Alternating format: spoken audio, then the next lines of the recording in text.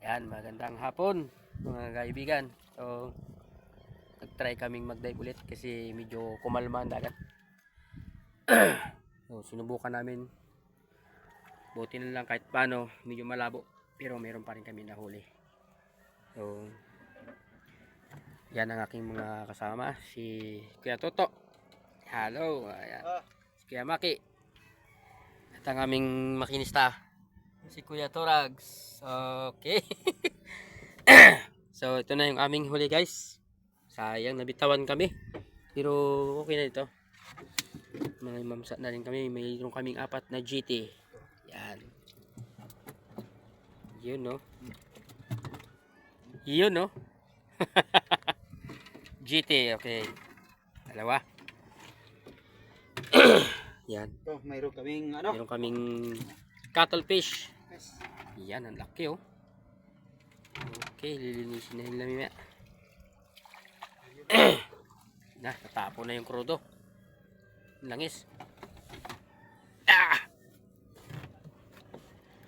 Ito.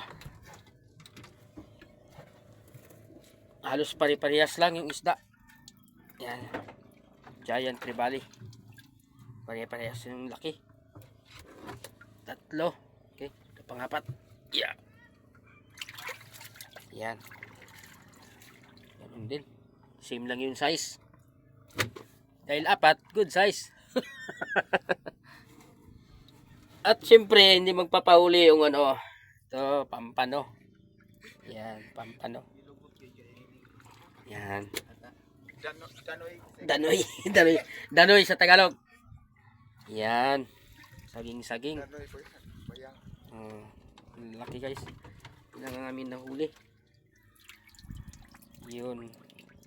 Coral grouper. Yan, lapo. O brown suno. Yeah. Aray ko. Ito pa. So, ang ganda ng tama. Parang tinusok lang. Pero pinana yan mga kaibigan. 2. Okay. Ito. Yan. 3. At meron din kaming ito. Ano ba ito sa English? Kabang-kabang?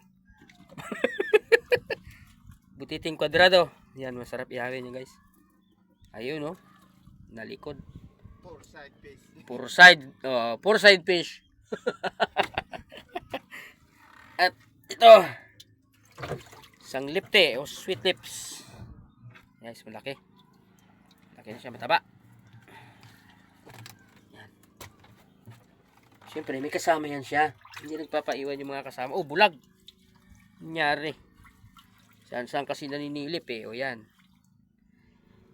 Of course, the last but not the least, squid. Paborito ng bayan. Yan. Pang-ulam na yan. So, yun. Nalinis na ito si cuttlefish oh. Nalinis na oh. Yun. Mga 4 kilos no, 4 kilos huwag nyo nang kontrahin, basta 4 kilos. So guys, thank you sa nagsusubaybay ng aking channel. So abangan nyo pa ulit yung susunod namin dive, kaming 4. So sana marami kaming mahuli sa susunod para maging masaya rin yung panonood ninyo sa video ko.